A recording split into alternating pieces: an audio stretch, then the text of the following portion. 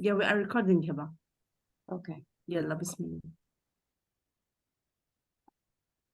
مساء الخير واهلا وسهلا بكم كلكم. Hello and welcome to all of you and thank you for being with us tonight in one of our powerful together events. So tonight we have a very special guest. I promise all of you our gathering is going to be very informative and interesting. Tonight we have Dr. Corey Block. He will talk to us about the niche and nuances of coaching the C-suite. Dr. Corey Block is an internationally recognized speaker, top-tier executive coach, and a world-leading expert in business strategy, organizational behavior, and leadership. He is the professor of strategic management at Monarch Business School in Switzerland and a certified master neuroplastician with over 25 years of experience working on more than 150 companies. A multi-industry expert, Dr. Corey delivers deep insights on employee engagement, meaningful management, executive performance, culture, tech, innovation, and the organization of the future. Dr. Corey holds master's degrees in both business and global leadership, a Swiss doctorate in business administration, and a UK PhD in history, along with certificates in finance from Harvard and in artificial intelligence from MIT. Dr. Corey is the author of many academic and mainstream publications, including bestsellers like Spartan CEO, Six Pillars of Executive Performance, Business is Personal, a blueprint for finding meaning at work, and recently released Love at Work, The Final Frontier, Empathy in Leadership. He has been published in Forbes, CEO Magazine, Psychology Today, Entrepreneur, MEED, Oxford Journals, and Routledge academic books. Dr. Corey rose to prominence after establishing 5 businesses and receiving awards for product innovation. In the 2000s, Dr. Corey founded Paragon, a boutique consultancy providing high-profile strategy and implementation across industries and organizations, such as Microsoft and World Bank, tech startups, multinationals, and governments. He's an addicted learner and avid reader, and he enjoys CrossFit, skydiving, cycling, and Spartan racing.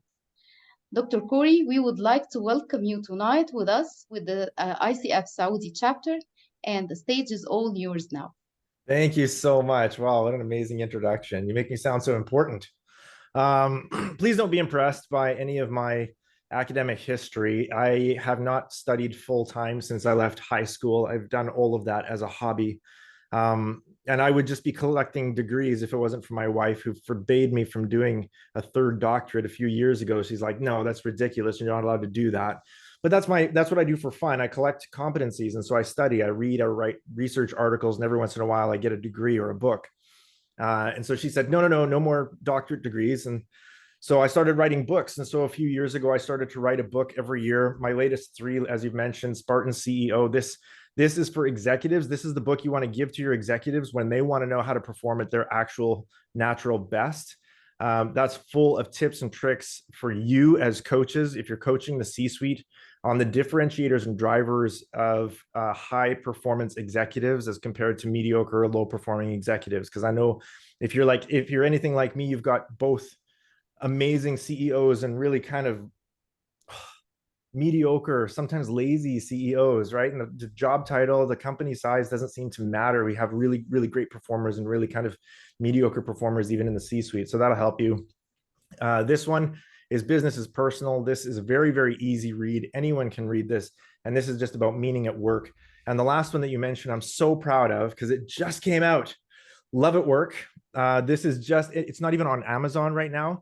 This is a pre-publication galley copy, which you're seeing, and I've only given it out to a couple of dozen people, but it should be on Amazon within the next 10 days. And I will make sure that you get a link to that book once it's out. I have added a link in the chat. So you'll see one message from me. There's a bit.ly shortcut link there. Please feel free at any time, today or tomorrow or whatever, just to go to that web page You can plug in your name, your email address. I'll let you know about the book when it comes out. And I'd like to offer you, all of you, a free ebook, which I've been writing for the last number of days, specifically on the topic that we're going to discuss tonight. So if you don't take notes, or you don't get to ask a question that you want, or you want to, review the information again later, the ebook is going to be made completely available to you totally for free. It's already been written. It's just in the design process right now. So it'll take a few days. So that's why I need to collect your email addresses so that I can just send it to you. Okay. So follow the link, give me your email address, and I'll send you the ebook, and I'll let you know when when Love at Work hits Amazon. But again, don't be impressed. That's my hobby. That's what I do for fun. Yes. When everybody else is watching football, I don't watch football. I don't watch cricket. I don't collect classic cars. I read and I write, and every once in a while I come up with a really good idea.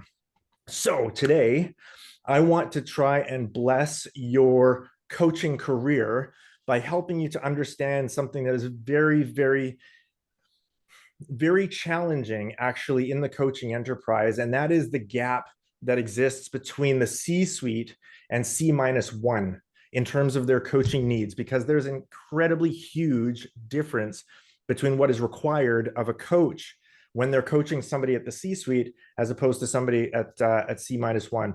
How many of you would say that you've already experienced that, and that some of that gap has already been highlighted to you? You can go ahead and put your comments, chats into the or comments or questions into the chat, and Heba is going to help to flag those things to me. But if you want to raise your hand digitally, yeah, Andreas, please tell me what your experience has been. Actually, I've been that CEO, so that's my experience, and I've been that CEO under an owner, which is one level above. So that's my experience. Excellent. And just one comment. I'm referring to basically talking truth to power is an aspect that really the higher you get, people just talk to you like they think you want to hear. That's correct. Yeah, that's correct. And people are less likely to speak truth to you if they don't feel safe. I was just with Amy Edmondson in London about 3 weeks ago at the Thinkers 50. And she had exactly the same kind of comments, that it's, the further up you get, the harder it is for you to get high quality information. And yet the more necessary it is for you to get that high quality information in order to make decisions that are effective for the entire organization without missing a step. So creating that culture of psychological safety as a C-suiter is imperative for you to get the quality of information from below you in the organizational hierarchy in order for you to make those wise decisions. But your ability to get it gets worse and worse and worse as you go up. And there's a few significant reasons for that. I think first, probably I want to highlight that coaching, especially at the C-suite level, is not therapy. I hope I don't have to remind you all that our job is not to fix broken people. If you're broken and you need to be fixed, you should talk to a therapist. That is not what coaching does. Okay, so coaches, and especially at that highest level, our job is to take talented athletes and turn them into Olympians. And that is probably the best metaphor you're going to get for what is required of a coach at C-suite level. Is you need an Olympic level coach. And there's no such thing as an Olympic athlete that doesn't have an Olympic coach, right? That's how they get there. That's how they stay there. And that's how humans tend to continuously perform at their very best and at the best of human performance. If you can imagine, every single Olympics that happens every 2 years, we have an Olympics, there's a winter, and then there's Summer Olympics. And somewhere in the world during those Olympics, somebody breaks a world record, which means it's not only their personal best, but they've done something that no human has ever done before in that particular sport. How do you coach talent at the level where you are not just responding to what other people can do, but actually you're having ideas that have never been had. You're leading people into things they've never done before. Your coachees are actually accomplishing things that humans have never even attempted. So how do you coach someone to the place where they're able to do something that no human has ever done before? That is the level of coaching that is required at the C-suite. And so it's important to recognize that anybody who's really, really talented can play their game at a pretty good level without a coach. Like even as an athlete, you can probably make it to a regional or a national level in whatever sport you want if you're a talented athlete. But if you're going to move from a regional or a national level into a global level of play or an Olympic level of play, the only way to do that is with an Olympic level coach. And that is the biggest difference I can tell you between really, really talented C-suiters and Olympic level C-suiters is if you want them to play at their very best in whatever economic game they're in, whether it's the oil and gas game or the luxury shoes game or the retail game or the FMCG manufacturing game, doesn't matter. These are all economic games. And if you want your C-suiters to perform at their natural best, you have to put them with an Olympic level coach. And just because a coach says that they can coach football doesn't mean that they can coach an Olympic football team, right? You have to have the experience, the acumen, the education, the credibility to be able to coach athletes at that level. And it's the same also in the C-suite game, is once you get to that C-suite level, you have to have a coach that's able to coach them at that at their level of play rather than at your level of competence. So no, I don't play the economic games of my C-suite clients as well as they do. I am currently coaching 15 C-suiters in companies of 10,000 or more employees, all the way up to about 100,000 employees. And I don't play their games as well as they do, but I coach at their level better than they can. And the same sort of illustration applies. You know, I think Lionel Messi and Cristiano Ronaldo, both of them are maybe the world's best footballers of the last decade. Both of them have coaches, right? And neither of them is going to wake up in the morning and ever say, oh, you know what, I'm such a good footballer, I don't really need a coach anymore, because that's not how you get to that level of play. And so both of them are going to say, yeah, I really need a coach.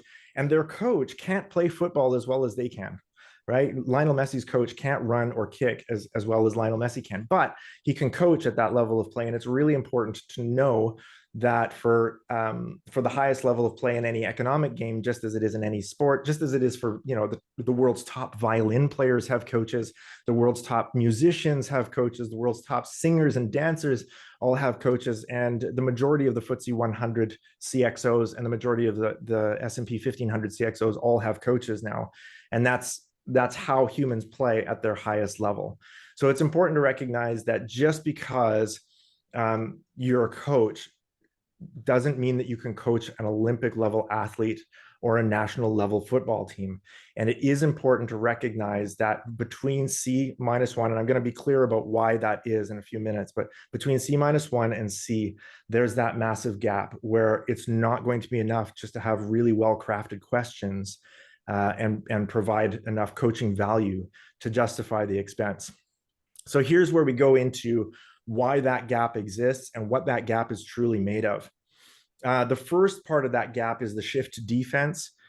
So over the course of a career, you'll probably be climbing a corporate ladder, and the majority of our C-suite corporate clients, they've climbed the corporate ladder their entire careers. They may have started out in consulting, and then they started out in one department, and they moved up that department over the course of 25 or 30 years until they finally become the CFO, the CIO, CMO, CHRO, or CEO of a large organization. The interesting thing is that they've been in an offensive career position pattern for their entire career until they get to that place. So the CFO started out as an accountant, then moved through accounting manager to maybe financial controller to deputy CFO, and then suddenly, boom, they're CFO, right, for the first time in their life. And then a really interesting thing happens if they're not prepared for it, and if they don't have a coach that's educated in governance and leadership, the leadership challenges of the C-suite. Suddenly, that CFO is the CFO for the very first time, and not only did they beat out 4 other people who were relatively qualified to get that job, but as soon as they're there, they've got 4 other relatively quality people that are mostly qualified that want that job.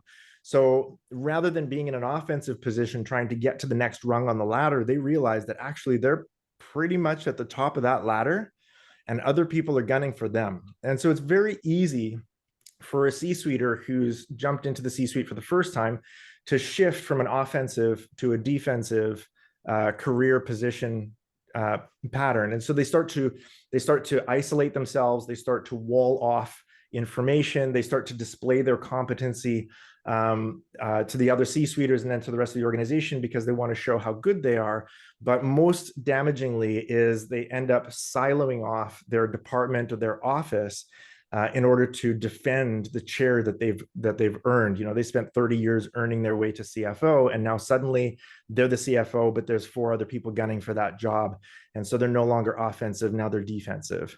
So that shift to defense is often subconscious, but it'll come out in a lot of different ways for different C-suiters. You'll see some of them will defend their position with competence, big displays of their competence in finance or marketing or digital or whatever their department is, whatever their C-suite portfolio is, they'll display their competence in those languages. Others, they try to isolate themselves by becoming defensive. They'll become loud. They'll trigger a fight or flight response in their heads, and then they'll start to yell or become angry in ways that they might not have been for the previous part of their career. And some of them will start to isolate themselves in terms of engagement, and they won't engage as well as they should with the other C-suiters first, and then with the rest of the organization. They'll maybe not attend meetings. They'll show up late, leave early, that sort of thing, and then they'll lose some of that engagement value that they could have immediately. So I'm sorry, did I hear a voice? Did somebody want to say something? If you wouldn't mind, if you want to ask a question or make a comment, please just raise the digital hand, because that I'm going to see immediately. It's going to show up, and I'll be able to acknowledge you there. Actually, we already have 2 questions in the chat. Soha is asking, what are some of the characteristics that English is my second language, okay? Yeah, no problem. You're doing great. That a C-suite coach should have. Yeah, first of all, you need experience and you need credibility and acumen. Okay, like I can tell you now, if I walked into any of my CEO clients' offices and sat down and just asked them a series of questions about what they haven't tried yet, and you know, everybody's favorite question, and what else? And what else? You know, if I just sat there for an hour asking them leading questions, they would kick me out of the office immediately. That's a $10,000 hour. Don't waste my time. Okay, they're smart. They've been in the job for 30 years plus. Most of them know more than I ever will about their industry, about their particular company. And if I go in and I'm not able to add value very, very quickly and very sharply in that conversation, they don't need someone just asking them questions. That is not going to be valuable for them. They earn the right to be there by thinking through their decisions deeply for a long period of time. And what they need is an Olympic level coach, not somebody who can play the game as well as they can, but somebody who can think about the game at the same level they think. Does that make sense to you? That's important. And that's the #1 differentiator between C-1 and C-suite coaching requirements, is you have to have business acumen. I recommend not less than a decade of real business experience, not less than a decade of not less than a master's degree in business, psychology, leadership, or some related field, and at least 3 or 4 different kinds of psychology or coaching level certifications.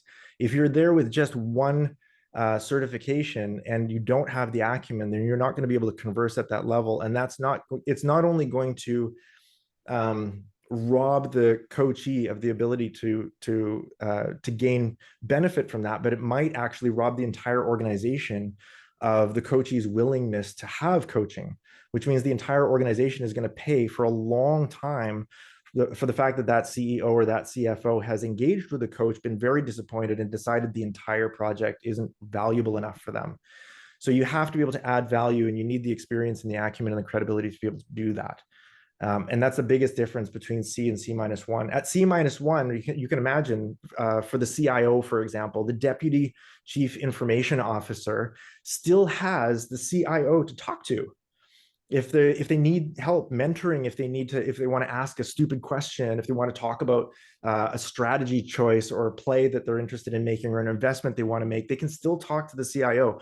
But the CIO, once they're in that chair, they're the highest level of digital authority in that organization, and very likely the highest level of digital competency in that organization.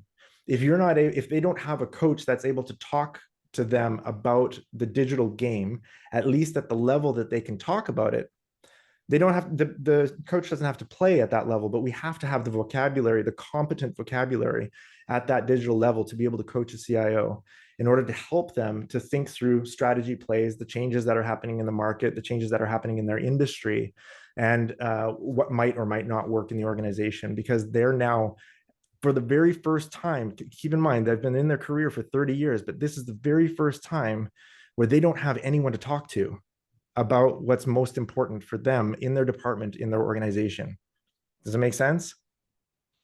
So they need someone to talk to because they can't talk to each other, and they definitely can't tell the board of directors. And very often for political reasons or psychological safety reasons, they can't talk to the CEO about it either. Also, we have another question from Danette.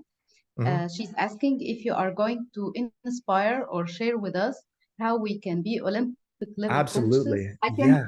I can add to that, Corrie, because I don't know, I'm trying to read the room here, but at this stage, I don't think I'm going to be going to get several more degrees, coaching qualifications. And I've been told since I started coaching that I can coach anybody. And what I'm hearing here, I'm kind of like, oh my God, there's no way I'm ever going to get there. So as I'm listening to you, my question is there anything that you can share with us that can help us step into not having to have all of those things to be a C-suite coach? You have to have competency. Even if you don't have the experience, you can take courses. You can study finance for non-finance managers from Harvard for about $1,600. They'll put you through a course. You can study artificial intelligence at MIT. You can study procurement. You can study logistics if you want to add those things to your toolkit. But it is risky. It is risky to coach a CEO and have them convinced that they're going to make a lot better decisions if you don't have some understanding of the business and of the industry that you're coaching in. And again, the reason for that is because they don't have anybody in the organization that is a higher level of competence than they are. I was with a CEO today, about 5,000 employees here in Dubai. And this was his big challenge as well. Like he recognized that now that he's the CEO and he's first time CEO, he doesn't have anybody to talk to. And he has his own succession plan in mind. So in 2 years, he wants to leave the organization that he's in. He can't talk to anybody about that. He can't talk to HR. He can't talk to anybody internal. No, definitely not the executive committee. Absolutely not the board of directors, right? But he needs somebody who's competent in gap analysis for succession planning and at an executive level to make sure that he's helping his 3 potential successors to fill in those gaps without letting them in on the idea that that's what he's actually doing. Does that make sense to you? Like it is dangerous to do that. So my suggestion is collect as many vocabulary competencies as you can. Educate yourself. If you want to coach at that level, you really do need to educate yourself and remind yourself that it's not just the C-suite that you're responsible for. If they make a decision based on your questioning, based on your line of reasoning, or based on your input, that can affect 5,000, 10,000 families. I have one CHRO here, 75,000 families that she is responsible for. And during our first coaching session, she said to me, okay, I need a way out. I said, what do you mean? She said, I need a way out of this organization. I'm looking for my next step. I've been here 18 months. I've got about a year to plan my exit. And I'm like, oh man, like how do you coach that without some level of understanding of the impact of CHRO transition change on 75,000 families in an economic tribe? It is challenging. So I would say definitely do your homework. I mean, it's like any game. If you want to coach football, learn football. If you want to coach javelin, learn javelin. If you want to coach business, learn business, right? This is supposed to be, I would love to say that it's a no-brainer and that it goes without saying, but unfortunately it's not. There are a number of organizations on the planet that have convinced lots of people that anyone can coach anyone in anything. And I think that's at a C-suite level in a large organization, very, very dangerous advice. You're taking a huge risk with a lot of families. And I don't think that's a risk that organizations should be taking. So you can learn the game without having played it. You can learn the vocabulary of the game. You can be competent in business. And yes, it requires extra work on your part if you don't already have a business degree or a decade of business experience. But if you want to coach competently at that level, I do recommend that you do that. And I do recommend that you take the risk of not doing that very seriously, because the HR department sure should be. Now that's not the same at C-1. Okay, that's only C-suite. At C-1, there's a significant layer of input that deputy CEO, deputy CFOs, deputy CHROs can still gather from the expertise in the C-suite that's around them. But there's a number of shifts that happen between the C-1 and the C-suite that really necessitate a totally different level of education. And this is why I think companies like 100 Coaches with Marshall Goldsmith, they're people, they've got, it's not just 100 coaches, there's like 400 of them, but nearly all of them, more than 90% of them, I was talking to Scott and Jacqueline just the other day, they said that the majority of them are advisory coaches for exactly this reason. Once you get to the C-suite, they say it's lonely at the top, and that's true. Because there's so much politics going on, there's so many agendas being driven, there's so many decisions to be made, and each and every one of those decisions has the opportunity to either add $10 million to the balance sheet or wipe 1,000 families out of the tribe.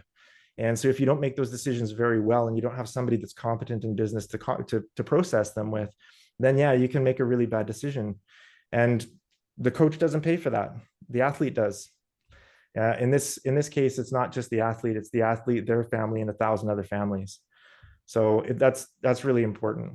Between C-1 and C, there's another major shift that happens. Like I said, it's lonely at the top, and there's a lot of agenda, and they don't have anyone to talk to. But they also don't have anyone to talk with in the language that they're most competent. And this is a really important shift to recognize. So if you're coaching anyone at the C-suite level, suddenly this is all going to make sense to you as soon as I say it. They were raised throughout their entire career in a particular organizational language, not just industrial, organizational. So it's a department in their organization that they've been raised in. So for example, the CFO very likely started out as an accountant, and the accountant moves up from manager to accounting manager to key account manager to finance controller to deputy CFO. And they have spent 30 years of their life, half of every day, in the finance language. Okay, they speak finance, they speak balance sheets, they speak projections, they speak analyses, they speak, that's all of all of the data lake that they've had access to is in the finance language. And then suddenly they're CFO. Okay, and this is the very first time in their career, after about 30 years sometimes, where they're seated at a table with a team of people who do not speak finance, at least not as well as they do, and probably never will. Now, what is the first time CFO going to do to prove their value to their new Exco committee team? They want to show their team how valuable they are, how well they can play. So what are they going to do? They're going to display their competency in finance language. They're going to use all of the terminology that they use in the finance department that the CHRO has no idea what it means because they weren't raised in finance. The CHRO started out as a recruiter and then moved from recruiting to like people management to HR business partner to business unit people head or head of people in a business unit, and then suddenly to CHRO. And as soon as the CHRO becomes CHRO for the first time, they're going to show their competence to their new team because, yay, they made it to the top. They're in the C-suite. And what language are they going to speak when they get to that executive committee table and they want to show how competent and valuable they are? They're going to use HR language because that's all they know. They've been raised in that single vertical, maybe multiple organizations, but in the vocabulary and competencies of HR, and they display those competencies in a language that no one else speaks. And this is incredibly isolating, not just for the first time C-suite executive, but for the rest of the executive committee members. There's one chief digital officer about a year ago. I was coaching him for about a year, and he was first-time CDO, right? Like first-time chief digital officer in a company of 50,000 employees. And guess what he did? As soon as he became chief digital officer, he put together a 70-slide deck of digital transformation strategy that needed to be done in the organization, budgets and all of it. And he displayed all of it, and he brought it to the executive committee members, and he showed everybody this 75-slide deck of all of the digital transformation that he wanted to execute. And none of them understood a word of it because it's not their language. They didn't know. And then he felt isolated and he felt marginalized and excluded. He couldn't understand why the CFO wasn't super excited. Why is the CFO stomping on my vision? Why is the CHRO completely oblivious to all of this? Why is the CEO, why does it seem like he's not even interested in these plans that I have? And I was like, you're displaying your competency in a language that none of your team members speaks. And so this is probably one of the biggest things that a coach can help a C-suiter with, is being able to translate your vision for the organization from your native departmental language into the departmental languages of the other C-suite executives.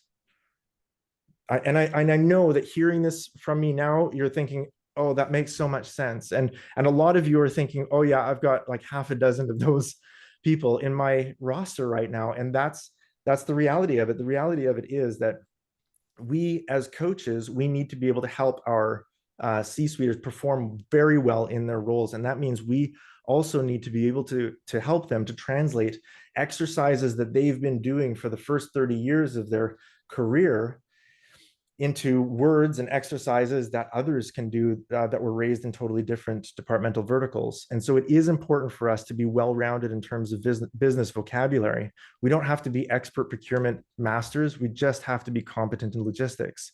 We have to be competent in purchasing. We have to be competent in HR language, finance language, digital transformation language, so that we can help our C-suite executives to remove that isolating influence. My CDO friend, he ended up creating, I think it was about maybe 12, 15 slides, where he just took all of the things that he was doing in digital and translated them into impact on HR, impact on operations, impact on finance, and impact on the bottom line. And they loved it. They absolutely loved it. They didn't need to understand everything that he was doing. They just needed to know what the impact was in their particular language. So I hope that makes sense to you. Any questions about that? And the translation of competencies at the C-suite, that doesn't need to happen at C-1. Okay, remember, the deputy CFO still only speaks finance. The deputy CHRO still only needs to speak HR, more or less. They might have some cross-departmental committees and projects and initiatives, but they do not have to speak C-level finance until they're at the C-suite with a CFO. Thank you, Corey. We also had a raised hand from Dr. Nader Hawass. Yes, please, Dr. Nader, how can I help? Yeah, hi, Block. Thanks all for you, actually, and thanks for that nice speech till now. Thank you. You know, we know that there's what they call it, actually, the 90 days plan for each one in his new position. Yep. And you know, I would be challenging like the idea of the 90 seconds. So based on what you mentioned about like the $10,000 hour of one of the C-suite guy, or like the T-1, as of the competencies, the language, the shared language, and the cross-function language you just mentioned. My question is how we can get the credibility and the encouragement of our client to speech within 90 seconds. Oh, within 90 seconds? Yep. Yep, you open with this, with the way that I opened, okay? There's no such thing as an Olympic athlete without an Olympic coach. An Olympic coach doesn't ask their athlete, what exercises do you think you should be doing today? That's a nice answer, diplomatic and very short even as well. You like that? I don't even need 90 seconds.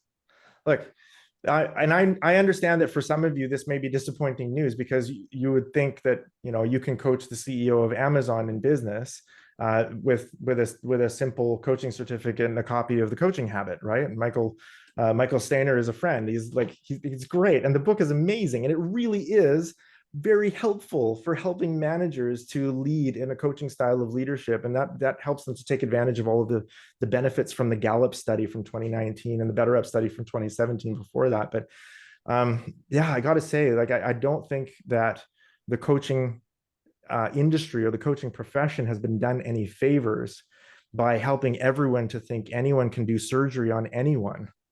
I don't think that's true. I don't think anyone can counsel anyone, and I don't think anyone can coach anyone in anything. I don't think that's responsible. I don't think our industry is benefiting from that rumor.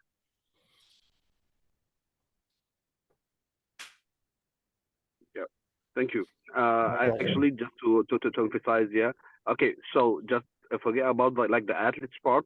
How we can say gain the credibility, because you mentioned something very important at the beginning, that if he will not feel that you will be adding a value to him, he will kick you out. Yes. So how we can establish like that credibility, yeah, from the first moment, and not let him to lose the $10,000 hour.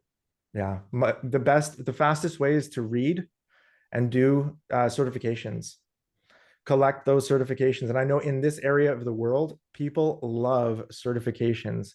Collect them, right? If you want to coach somebody in, in the diamond industry or in the construction industry, collect some certifications. Collect your PMP certification, collect your gemology certification. It's not that difficult. It will take you, I don't know, 30, 40 hours to collect a certification. And with that certification, remember, you're not getting the business acumen, you're just getting the vocabulary. And that's 80% of the way there. You have to be able to have a conversation with your C-suite, with your CXO coachee, where you're not always saying, okay, what do you mean by that? What do you mean by that? What do you mean by that? You have to be able to understand what they're saying when they talk about strategy in their industry or in their particular departmental vertical vocabulary. And collecting vocabulary is not very difficult, and you don't have to have a decade of experience to do that. Go get a certification. If you're targeting a particular company and you want their C-suite as your executive coachees, learn their industry, take the time. I mean, you're a professional. So you would have to do this in any job. If you want to move from one organization to another, from one industry to another, or from one department to another, yeah, you're going to have to learn the competencies of that industry, that department, or that market. Like, this is not, I'm not suggesting that you do something that is irrational in any other form of business. If you want to move from one ladder to the next, one department to the next, or one industry to the next, you're going to have to learn that ladder, department, or industry. And I suggest that us as coaches, we have the responsibility to do that as well. I'm not saying, all I'm saying is that we as coaches, we're not somehow released from the responsibility of being competent in the language of the game that we're attempting to coach these Olympic level athletes in. If you're in front of an Olympic level athlete, you better be able to coach the game at their level. You don't have to play as well as they do. You don't ever have to have played their game. You don't. It's helpful if you've played the game, but if you haven't played the game, you at least have to know the game. That's responsible.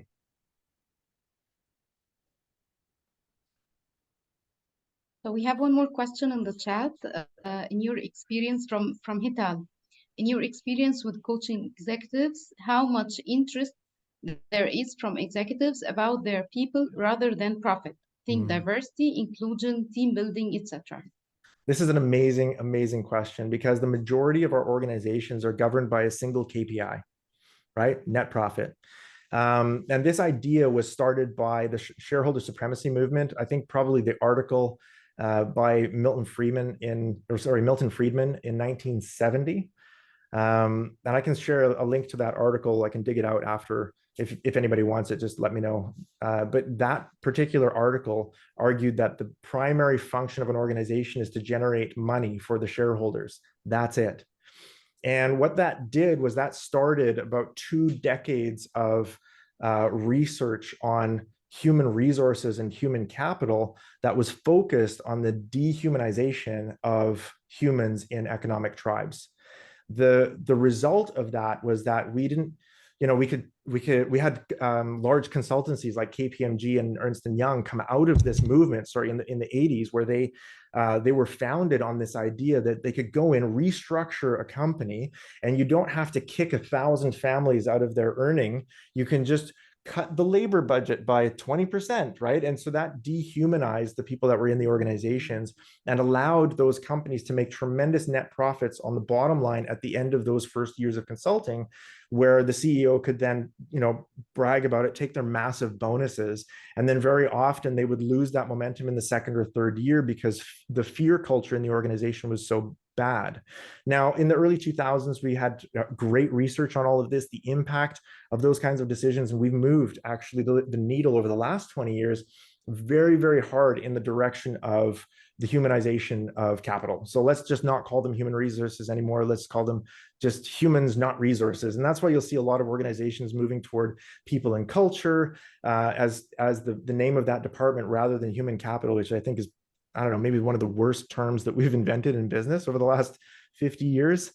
But yeah, most of the CEOs that I talk to now were raised in the single KPI movement, right? So their careers were built on, you have one job, that is to maximize shareholder profit. And so you cut costs, you cut people if you have to, and you maximize shareholder profit. But actually, I've found that there's a lot of board of directors, and especially here in this area of the world, as opposed to Western Europe or even America, where the boards of directors, the shareholders themselves, are much more receptive to a people protection policy and to a people performance policy over the net profit policy. So I find that it's still kind of 50-50, but the pendulum is definitely swinging in the direction of humanization of resources. And that's very helpful when you see a lot more CEOs and chairmen of the board talking about their people. These are our people. I think this was probably very, very starkly shown during the pandemic. We all know examples of companies that just slashed they cut their labor budget, right, by 50%, by just kicking people out of their economic tribes. And you can't just do that, because humans are not built for that. Remember, each and every one of us is the product of 10,000 successful generations of survival and adaptation. Each and every one of us has 1 million years of evolutionary psychological history stuck in our heads. And each and every one of our ancestors earned us the right to be born by providing value for a tribe that gave them a share of the resources in return. And so for the last, let's say, 500,000 to 1 million years, that's what humans are programmed to do. We add value to a community in exchange for a share of the community's resources, so that we don't have to hunt and gather all for ourselves. I can hunt, somebody else can provide protection, somebody else can do agriculture, somebody else can make bread, somebody else can do education or nurturing the children. And that's the division of labor. That's how all of our ancestors survived. And so we did that in tribes, families, cities, nations, empires, and more recently, I think probably since the Industrial Revolution, we have businesses. And businesses are a new form of a very old concept. We can't survive the planet alone, so we get into teams and we provide for each other and we protect each other. The shareholder supremacy movement from 1970 to about the early 2000s really cut into that. And we saw the damaging effect of large-scale layoffs as a result of that. But we're moving definitely in the direction of, hey, listen, we're much older than 30 years old, and each and every one of us needs to belong in some sort of economic tribe in order to add value for exchange, in exchange for a share of the resources. So I think, in my estimation, it's about 50-50 now that I would see.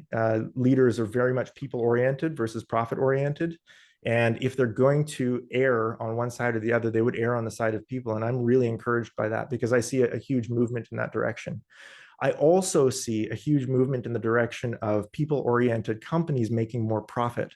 So if you look at the Gallup study from 2019, for example, when they reviewed 50,000 business units, 1.4 million employee records, I think there was like more than 150 different industries that were represented in that study.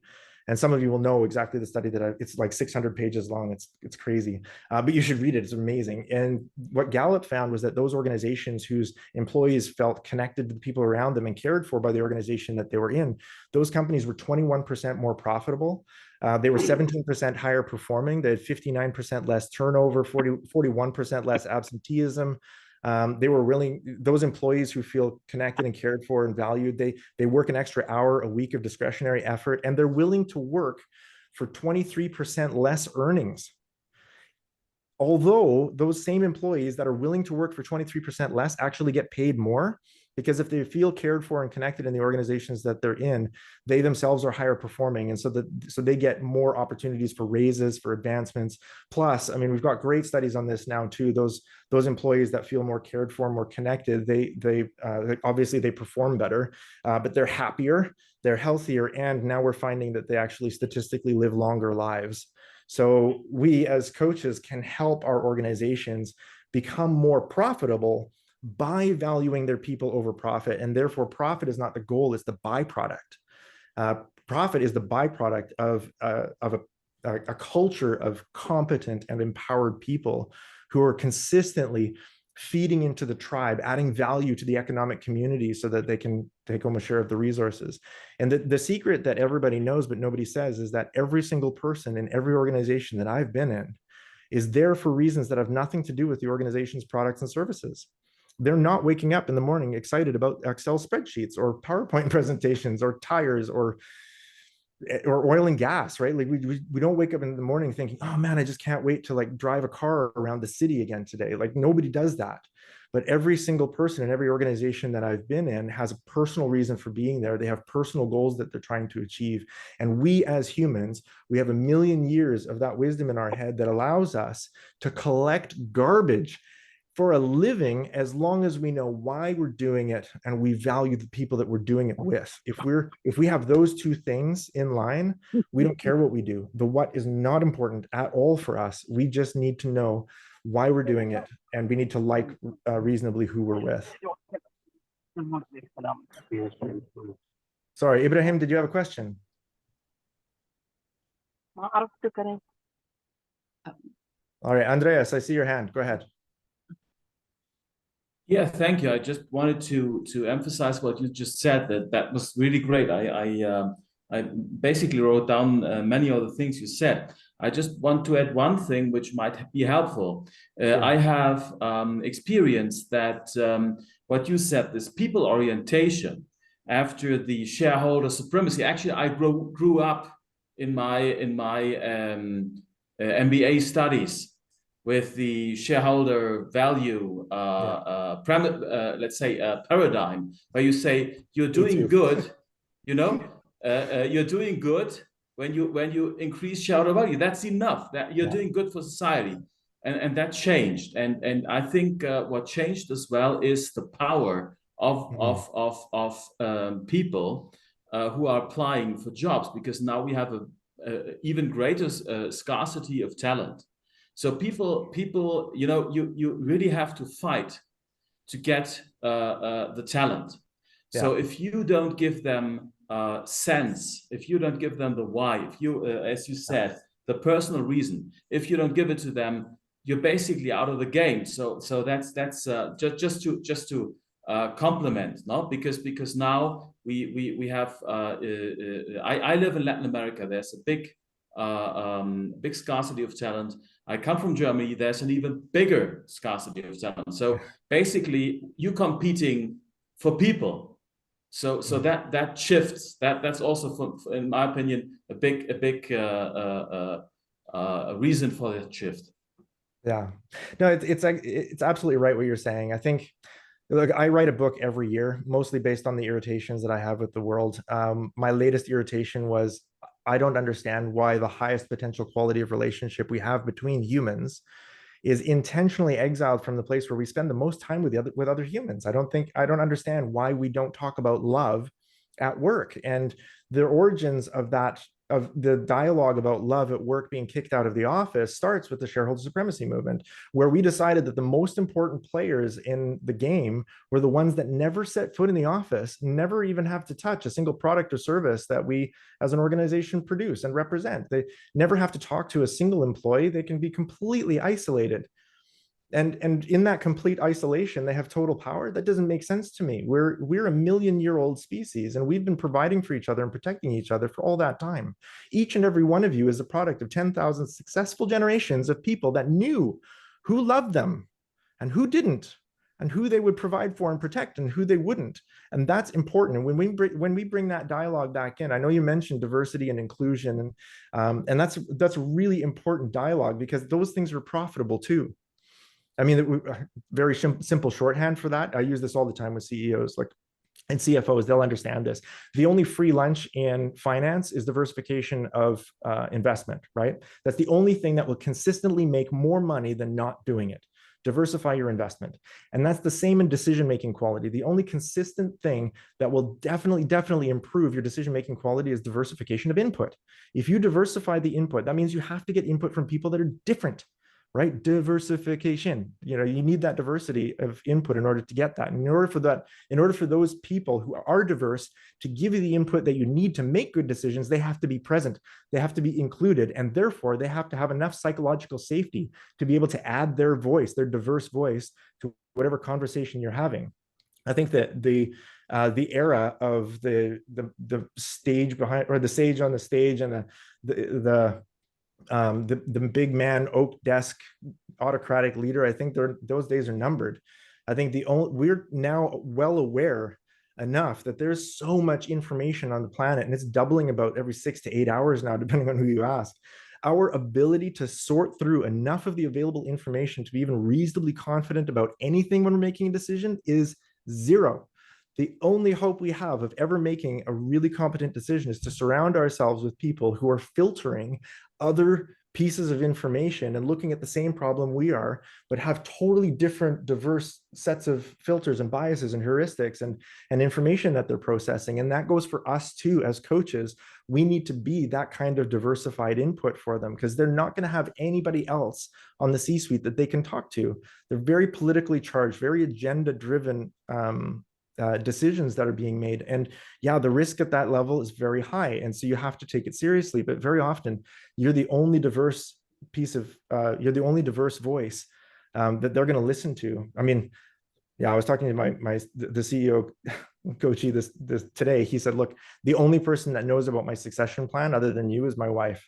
And she loves me, but has no idea how to support me in this. And so I'm like, okay, well, that's my job.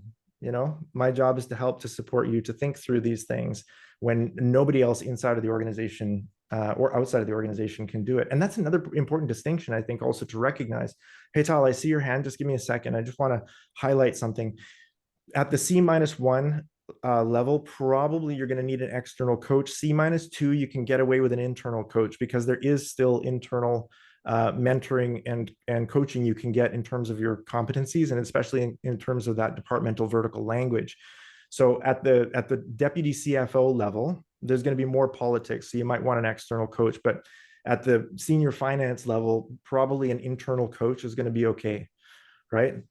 But the CFO is going to need an external coach, because an internal coach is going to be carrying baggage, and they're going to be carrying boundaries that an external coach doesn't have.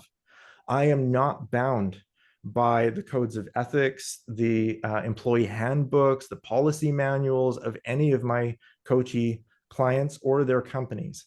I am bound by the laws and ethics of the nation in which I work, but I don't have to bow down to the gray spaces between one policy and another policy. And so if a CEO wants to process a gray margin decision, which, by the way, they have quite a lot of, you know, they have to make these gray margin decisions. Is this ethical? Is it good? Is it appropriate? Should I do this? They don't have anyone internally that they can process that with. And so an internal coach is never, ever going to get the level of transparency and authenticity that an external coach will. And that's, again, very, very different between C-2 and C-suite. And I think probably C-1, depending on the size of the organization, you're going to need an external coach as well. So that's an advantage for most of us. I think most of us are external coaches recognize that there's a huge difference in the quality of information that the executive is going to process if they're working with an external versus an internal coach. Hey, Tal, I see your hand. Tell me how I can help you. Yes, thanks, Corey. The diversity question was asked by me. And firstly, apologies, I have sketchy internet, so I can't turn on my camera. But I actually find it interesting that you mentioned that it's 50-50 at the moment. Mm-hmm. And I'm somebody who focuses on neurodiversity within the team. Oh, wow. And I'm fairly new, so I don't have much experience there, but I really want to understand more on being neurodivergent myself. I want to kind of like help companies and help leadership to understand their people better and to have a more inclusive working environment and have a more adjustable or a flexible working environment so that their team members can be more productive. And I want to understand from you, because this is a very niche topic. And how do you find that sweet spot between the leadership actually focusing on changing their policies to accommodate people versus, no, this is too much, I would rather focus on profit and keep the turnover going on? Like how as a coach, how do you actually have that conversation with the leadership to show them the longer picture and not just allow them to have a short-term vision? Yep. So first of all, this is a great question. Secondly, I do the research, and I wish there was a shortcut for this, but everybody you're going to have at the C-suite level is going to be very, very competent. And they might not have the character to naturally go toward people over profit, but every single one of them, even if they're not even if they're not people oriented and they are profit oriented, you can push on the greed button to get to people, right? It's very easy for them to see, hey, if you want people to perform at their natural best, yelling at them isn't going to help, because look, you can't manage people 100% of the time. You can't even manage them 80% of the time. Like 98% of the time, your people are doing whatever they want, right? They have access to the tools and resources of the organization, sometimes the finance of the organization, sometimes the space and time of the organization, and that they're going to use those resources for their own good. Each and every one of those employees is an apex predator. So the only way for you to be sure, even reasonably sure, that they're going to be working in your favor when you're not looking, which is 98% of the time, they have to like you, and they have to be loyal to you, and they have to know that their personal vision for their personal lives is being achieved by working with you, right? If they're working for you, then it's your character that's going to limit them. It's your ability to sell vision that's going to limit them. But if they're very clear on their personal vision for their personal lives, and they know why it is they're in that organization at that time, they're going to work when nobody's looking, because they're not working for you. They're working for themselves. They're working with you, and that is an amazing distinction. So I would say, and I have a lot of these C-suite clients as well. I should tell you the story. I have one CEO at the moment, about 25,000 employees, who's very, very transactional, very numbers oriented, very profit oriented.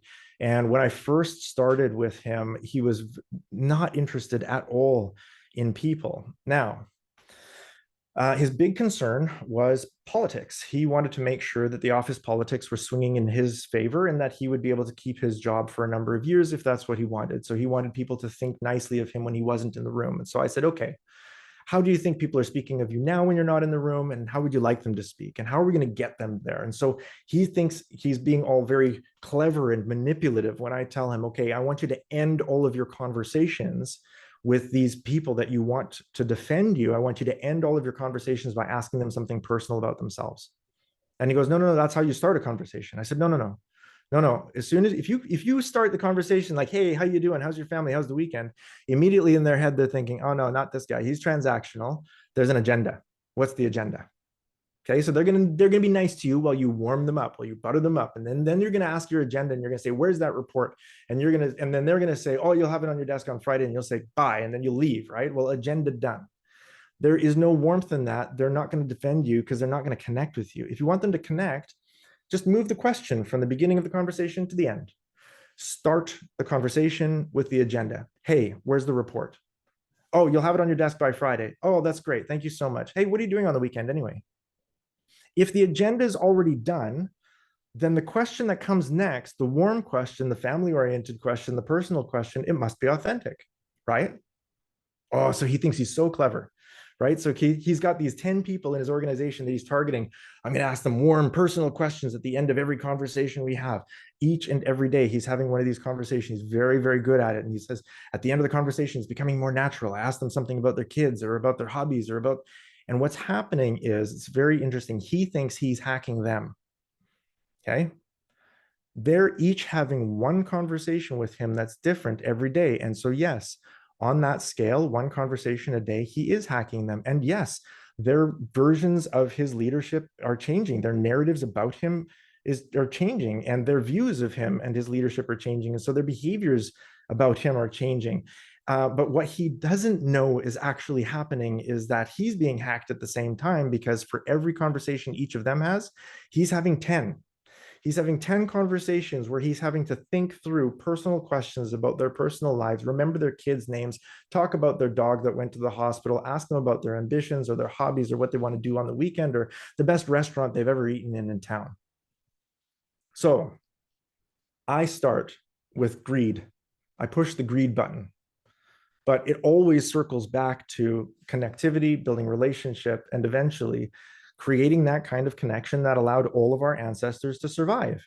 Each and every one of us is here as a result of great survival skills. And those great survival skills, it included how to build connection with people around you to make sure that they would provide for you and protect you when you're not looking. I have taught him to do that with his team. His team are now seeing him differently, but in an accelerated pace. He is actually changing. So it was mentioned by Heba at the very beginning, I'm a board certified master neuroplastician. Don't be impressed, it's my hobby, okay? I study. But as a result of those studies, I understand how the brain is wired and rewired, how things that fire together wire together, and how things that fire apart wire apart. And so the electrochemical signals in the brain and the actual proteins that are built and how they are put together, I understand those things. And every time that system is firing in his head, that people need to be connected with, they respond better when you're warm, they respond better, it's becoming stronger at 10 times the rate that anyone in his company is having that change. So each of them is having that change about him, but at an exponential rate, he's having that change as well. So I expect in 6 months from now. Hi, Maleha. يما ما عندي أحد وأنا برقبتي 9 بنات وأنا ما عندي أحد وأنا وعندي أدوية حق بنات وحرارة ما أدري عارف إيش تكفى لا تخلين. الله يستر. Please, if you don't have a question, can you please mute yourself? Thank you. No problem at all. People just really want to be heard. And I don't blame him for that. Like, honestly, if you had a platform this big, then why not, right? Try to be heard. I go through a lot of that in this book, Love at Work. The process that I've built for connectivity at the very, very basic entry level is inclusion. Inclusion is the lowest level of human connectivity in an organization. From inclusion, it moves to heard, understood, valued, and then loved. And loved is it's the highest form of inclusion, the highest form of diversity, the highest form of equity, the highest form of psychological safety. And yet we're not talking about it in business because we're afraid of the word. And so I've tackled that word because I think it's the most powerful formula in business. I think if people feel loved by those that are around them in the organization that they're in, they work harder, they are happier, they live longer, we make more money. And I think that's an amazing formula. And I think if Maleha wants to be heard, then that's a pretty good indication that he's feeling marginalized in some other area of his life. Thank you, Corey. So if I'm also allowed to ask questions, since I'm please go ahead. Facilitator today. Yeah. Well, first I have a confession to make. I'm coming from an HR background. Sure. However, I wasn't a big fan to executive coaching until I was introduced to the concept of find meaning at work, and that meaning is the new money. I remember you mentioned that before. Yeah. So yes, I'm a huge fan of this concept. Good. Now the thing is, most of the C-suite people their concept is usually, into the human resources and the human element. So they think of their employees as some sort of a tool to achieve their goal and target and everything like this. So how do you manage to convince them that also the welfare and satisfaction of people, of the human element, as they call it, will at the end give them the target and achieve the productivity and profit that they are looking for? Yeah. If you're talking to a CFO who can hardly give a raise or something like this. Yeah, so yeah, how it's do you true. convince them? Again, people, like I said, the Better Up study was really good about this, right? People are willing to work for 23% less if they find meaning in the work that they're doing. But even though they're willing to work for less, we actually pay them more because those companies are more profitable. The people are happier, they're higher performing, and they're going to live longer, right? So it's a win-win-win if we create that meaning. So I appeal to their greed. I translate it into numbers that they understand. You want to make more profit? You're going to need a team of apex predators that are hungry and focused, not on you. You don't deserve their loyalty. Who are you? Right? If you're counting on their love for you to drive their performance, well, you're going to have to be really amazing. And if you're not really amazing, if you're not a prophet and you're not a god, then maybe you're just a human. And if you're just a human, then probably the most motivational thing that you can do is to help them to work for themselves and to work with you in that project, right? So they're building their own career. What's their career path look like? You want to be the CEO of Bugatti? Fine, no problem. But your path from here to the CEO of Bugatti starts here because this is where you actually are. So if you're going to be in this organization for the next 2 years, 2 months, 20 years, whatever, I want to make sure that you're focused on your personal goals. And so I can trust you. What do you need to learn while you're here? How can I help you? What sort of development do you need? What experiences do you need to collect in order to build the career path that you're looking for you and your family? If they're working for you, then it's your character they're leaning on. And if you're like me and you're just human, that's not gonna get either of you very far. But if they're working for themselves and they know that being with you, working with you in whatever economic game you're playing together is the best, fastest way for them to achieve their personal goals for their personal life, well, you can trust that because that's when they work on the weekend. That's when they work all those hours of discretionary effort. Plus, they're happier, healthier, and they live longer. So I appeal to their greed first. That's it. You want to make more money? Get apex predators to want to hunt with you. Thank you, Corey. So we also have some comments in the chat. Many C-suite do seem to try to understand how to connect with their employees. They have a great deal of skill with the board, but they need to connect with their employees base too. Your new book, yes, please. Honestly, I don't need the fame for this. I don't need fame and I don't need money. I do this because I think as humanity, we've done a really poor job in HR of treating other people. I think there's a lot of things that we've invented in HR over the last maybe 40 years that actually scientifically don't turn out to be very helpful or healthy for our organizations. Things like talent retention is a myth. I mean, scientifically, there's an inverse correlation between talent and retention. And if you want a case in point for that, just look at Laszlo Bock. I mean, Laszlo Bock, GCHRO for Google, okay, had access to an unlimited budget for HR and an unlimited and the highest quality employee behavior data on the planet. And he couldn't even retain himself. He retired not retired, he just moved out. He quit after a decade as the GCHRO of Google because he wanted to start his own company, right? And that's what happens when you get talented apex predators into a place where they're no longer developing, even if it's at Google. Okay, if they're not being developed, challenged, if they're not growing and developing, they are apex predators. They will go somewhere where they're going to be challenged and developed and grow. Okay, so talent retention is a myth. Performance management is a myth. We can't manage performance. We can measure it, but that's the best we can do. Apex predators will manage their own performance. And so our ability to manipulate them into behavior is definitely waning. Work-life balance is another myth. that's not been helpful. I think the idea that there's anything other, like work life, as though there's anything other than your life, I think that's a really damaging psychological idea. I think that compartmentalization is harmful for people, and we did it so that we could dehumanize the people in our organizations. And we can say, hey, we're firing you today, but you haven't lost your life, you've just lost your job, work, life. Except that none of our ancestors had to deal with that, because all of our ancestors were their jobs. You were born into the same job your dad did. You probably did that job your entire life. And if your family worked with textiles, your last name was Taylor. And if your family worked with metal, your last name was Smith. Like, you were what you did. And so we can't undo that psychology in just 30 years of bad HR policies. So I think I want to tackle a lot of those things, and love is the next one that I'm tackling now. I think we've done a disservice to each other by dehumanizing our people. We've dehumanized our economic tribes, and we've done so unnecessarily. And I think we're leaving a lot of profit on the table when we do that. Marley, I'm reading your comment now. I'm a recent Iowa psychology and leadership master's graduate. Amazing. Completed a coaching course and have some experience coaching university students. Any advice to accelerate my coaching path? Recommendations, specific certification, helpful events, or basically where to begin? Yeah, for accelerating your coaching path, follow your curiosity and develop a niche, right? Coaching is a huge industry now. It's not like it was 20 years ago, where even I didn't have a coach 20 years ago. We didn't really know about them then.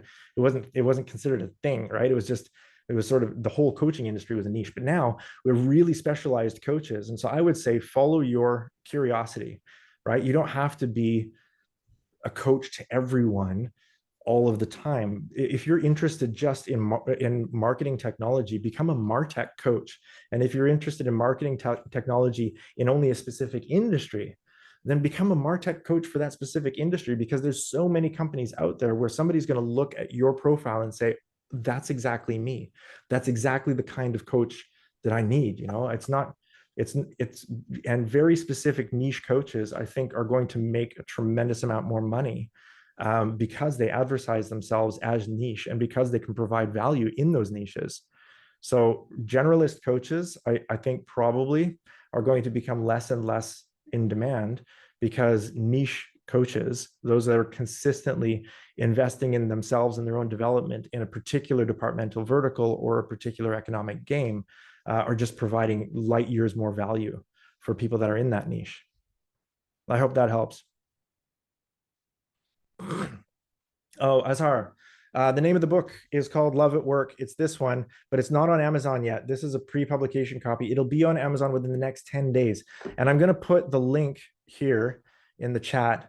Please go to that link. There's a little space for you to write down your name and email address, and I will send you the Amazon link as soon as it's up. It'll be up within the next 10 days. And I'll also share with you, whoever puts your email address in there, a free copy of my ebook on this particular topic, which is coaching the chief executives, coaching at the C-suite level. So now we have 15 minutes left. Would you like us to open the discussion? Please. Yeah. Any questions about anything would be great. Okay. Also on the ebook, I'm not going to go into it now, but in the ebook, you're going to get 4 different models for helping to defend the ROI on coaching. Okay. So if you need to go into an organization and say, actually, coaching is profitable, I'm going to help you to do that. There's 4 different models that I work with, depending on the organization that I'm in and the level I'm coaching at, to defend the ROI on coaching. So I'll give you shorthands for all of those 4 models. I also would like to remind everyone, if you wish to receive a certificate of attendance, please make sure to write your full names on the Zoom. Perfect. So, any other questions about the coaching profession, or coaching C-suite, or coaching in any industry, perhaps? Very helpful. Or, a LinkedIn link. Oh, for me. Yeah, Soha, LinkedIn. Simone, I can see you're on the chat. Can you just put my LinkedIn profile link into the chat, please? Thanks. I don't have access to that right now.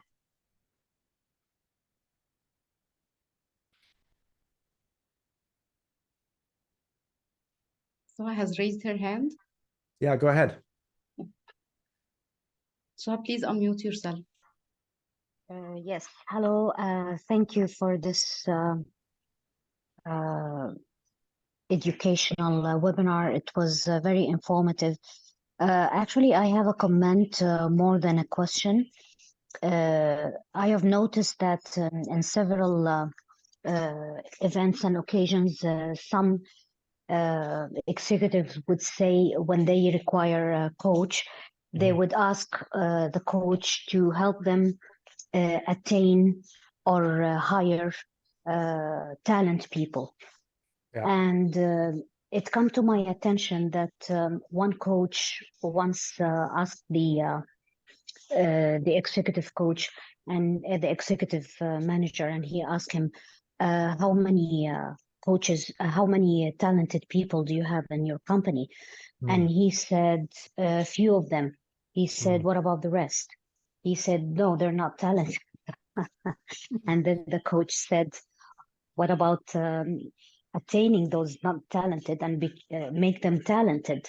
I mean, the concept of hiring talent people is misunderstood. Yes. And that's what the coach was explaining to us. And he said, every employee is a talent.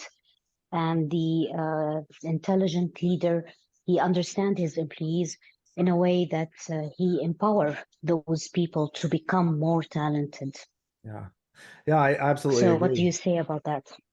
Look, I'm a big fan of John Maxwell, and I think one of the big differences that he highlighted to me was the difference between management and leadership. Management, it treats people as they are, and leaders treat people as they should be, or as they could be.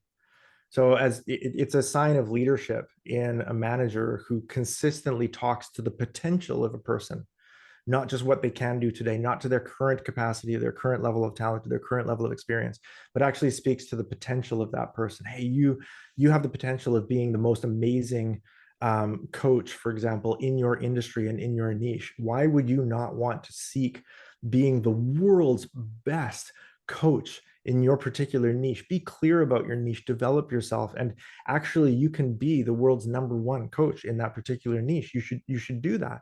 Each and every one of you has the opportunity to do that. And I find leaders that are able to speak to the potential of people tend to draw that talent out. They see more talent because they expect more talent. Where managers go wrong is when they're looking at people but expecting machine parts, right? We are not perfect. We are not well oiled. We are moody and weird, man. Humans are messy creatures. We are sometimes happy, sometimes sad, sometimes we're mean to each other, sometimes all on the same day. Like, and it's, you know, we're constantly behaving in strange, unpredictable ways, right? And I think that managers get disappointed in that because they're expecting cogs in a well-oiled machine, you know, or, you know, like we're all like parts in a watch and we each have our piece to play. Well, no human organization has ever worked like that. So I think leaders tend to look outside of the machine part metaphor and just treat people as humans, but not just the humans that they are. They treat them as the humans that they could be. Or also, in other words, managers, they are more task-oriented, where leaders are more people-oriented. Yes, that's correct. And I find that, look, depending on who you talk to, Philip Kotler would say that management and leadership are very different. Same with John Maxwell. I think Henry Mintzberg is the only really senior leader now that would say that leadership and management are the same thing. I don't think they are the same thing. My personal definition is that management is the stewardship of existing resources and leadership is the stewardship of potential resources. And that for me is the biggest differentiator between those two sets of behaviors. But both of them, leadership and management, are necessary. They are both valuable. They are both sets of skills and they are both sets of talents. So you can be born good at management and you can learn management. You can be born good at leadership and you can learn leadership, just as you can be born good at coaching and you can also learn coaching, right? It's a talent, yes, and it's also a set of skills. I was not born good at music, okay? I don't know, I'm never going to become an amazing musician, but I suppose with 10,000 hours and a lot of dedication, I can learn to play piano well enough that people will pay me to play it on a cruise ship and I'll make enough money to feed me and my family for the rest of my life. So most of the talents that we have are also sets of skills in business, just as they are in the rest of the world. And I think leadership is one of those that doesn't get enough real time in terms of the differentiation between high-level management and high-level leadership.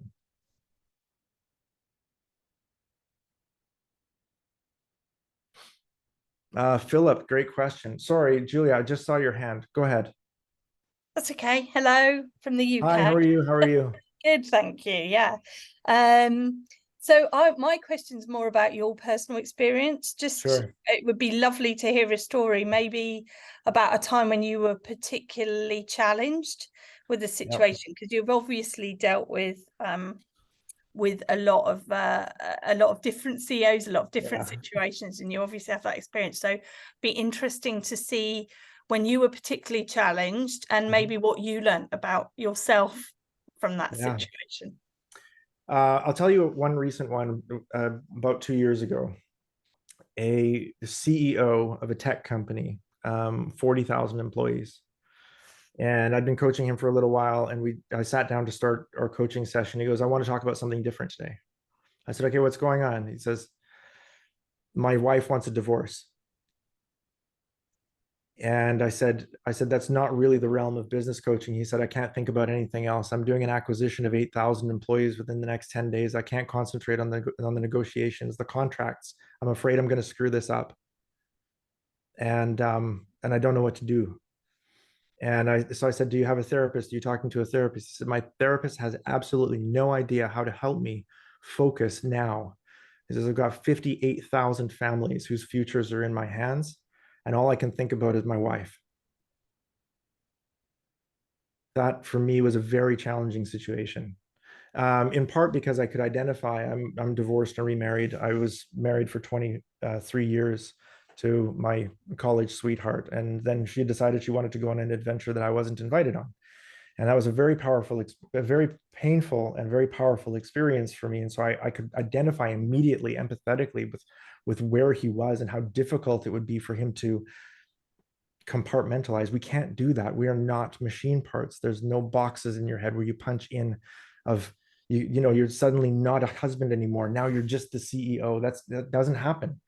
Right? So you have to have tools for that. And I have a lot of great mindset tools. So it was fortunate for him that I have great training in focus, in understanding what the reticular activation system is doing, and understanding the limitations of the ventromedial prefrontal cortex and what can be focused on, in helping him to drop into flow and to design tasks so that he can drop into flow and then thereby forget the rest of the world, as long as he's working on something that's complex enough that it's interesting, but not so complex that it's distracting. So having those different sets of tools in my toolkit helped a lot. But it's only an opportunity if you're already prepared. And I was already prepared for, even though that was the very first time I'd ever been challenged with something quite that dramatic or quite that high risk, and quite that there was so much dichotomy between the needs of the business in terms of the merger and acquisition that he was negotiating right at that time, and the needs of the person who was negotiating that particular merger and acquisition. Like, it was just, for me, that was a really dramatic kind of experience. And sorry, over the course of a month, we were able to help him to get focused, to make the decisions he needed to make, and to reprioritize the conversations that he also needed to have with his wife, and to have a place for him to record those conversations during his workday, so that he didn't feel like he was always trying to, release himself from a distraction. His prefrontal cortex was busy, and his amygdala was busy trying to avoid the threat of him losing his life partner. So it was difficult. It was very challenging. And for me, I think one of the most difficult cases that I've had interpersonally in coaching, because I did, in that circumstance, have to play the role of a little bit therapist and a little bit business strategist. And I used a lot of tools that you don't get in the coaching world. I used a lot of cognitive behavioral therapy. I used some NLP intentionally with him. But I was really fortunate that I'd done the work ahead of time to make sure that I had tools that were relevant. Did you find it rewarding? Like, did you think, I actually managed to help him out of that? Oh yeah, but it's not just him. I care about him. I love him. I love my clients. I really do. I don't rent time Okay. You and me and Elon Musk, we get 24 hours a day. That's it. The time that we're given is unbelievably fair and it's incredibly precious. So I don't rent my time. I rent space in my head and I rent space in my heart. And all of my coachees, all of my clients, they live there with me. But it wasn't just him. It was the 8,000 families that were trusting him to bring them into a new economic community. And it was the 50,000 families in that economic community that were trusting him to make a really good investment decision with their collective money. Like those are big things, right? When you have a tribe that large and you've got 58,000 families, that's 100,000 people, including partners. It's probably another 150 to 200,000 children. You're talking about statistically maybe another 120,000 parents that are being cared for by that economic engine. Like that's a massive responsibility. And he felt the weight of it too. Like he could feel like I've got all of these people and I don't know my blind spots and I'm so emotionally involved with what's going on in my personal life, but he had nobody to talk to about it. There was nobody there. Like you can't sit down at the executive committee meeting on a Friday morning and say, hey guys, I'm really going through the ringer today at home. You know, I'm like, you can't. And his therapist has no idea about the acquisition and the merger steps that need to be done and what needs to be paid attention to in terms of strategy. And yeah, so it was hard, but it was very, very rewarding because I felt like I was a running mate with him during that part of and it was an uphill run and we were moving very quickly, but I felt like I got to run with him in that. And that was a really, really rewarding experience for me. I learned some things about myself and my capacity to love people and to love people vicariously through people I love during that experience. Thank you. My pleasure. So we're coming to the last 5 minutes of the session, and that was an amazing session. Thank you so much, Corrie. My pleasure. And Coach Saud Al-Amer would like to have a word. Go ahead. Okay, thanks a lot, Corrie. It's really been very insightful, very inspiring, and I'm so glad that we were able to have this session, this webinar. You know, I remember in our meeting in Dubai last month, and we're just thinking about it and how possible to have this for our community and also for the guests that we have from the other regions, and I really thank them, you know, for attending our session. I really like to thank you. I'd like to thank also Simon, who also helped in having this and arranging, and my colleagues in the board, Haitham Al-Masri, and also Hiba and Lina, and also our wonderful members in the chapter and our community, our guests. So thanks a lot. I mean, Corrie, I mean, this is, you know, this time we did it, you know, virtually. Hopefully soon we'll see you on Riyadh, and maybe we'll have some maybe in-person session. That would be amazing, actually. We will do that. I mean, just let me know when you are in Riyadh, and you're most welcome. And I mean, even for our guests from the other regions, from the other countries, if you ever come to Riyadh, please, you are most welcome to maybe just connect us, or maybe connect with us, and maybe we can host you an event if you are an accredited coach, or maybe you would like maybe to attend one of our in-person sessions. Thanks a lot. Thanks a lot. You know, Corrie, it's really been a great session, and thank you. We have wonderful audience, and I guess we have people from at least 5 or 6 countries, or maybe more actually with this one. But I'm so glad we were able to make it. Thank you a lot. Thanks a lot, Corrie. Thanks a lot for all the people who attended the session. My pleasure. Thank you so much. I know that there's a couple of you whose questions I wasn't able to answer. Please reach out to me online, remind me of where we met, and ask me your question there. I will do my best to get back to you as soon as I can, okay? I don't want to ignore anybody. So thank you so much, Corrie. And now you can find Corrie's LinkedIn account in the chat, and also the official YouTube account for the Saudi chapter. Corrie, thank you so much. This was a very inspiring session. My pleasure. Thank you for being here with us, and thank you everyone for being here with us tonight. And inshallah, we will be having more sessions. We have a coming session on the 19th of December. I hope you all will be there. So thank you so much, Lina, for helping today. Lina, you're muted. Oh, you are welcome, Hiba. Thank you, Corrie, for the webinar. We really enjoyed it. Thank you, everyone. And please follow us on our ICF Saudi chapter YouTube channel, so you can also see more and a lot, and this inshallah webinar also as well. Thank you so Good much, night, and all. for everyone, have a nice evening. Yalla, My good pleasure. night. Thank you. And you.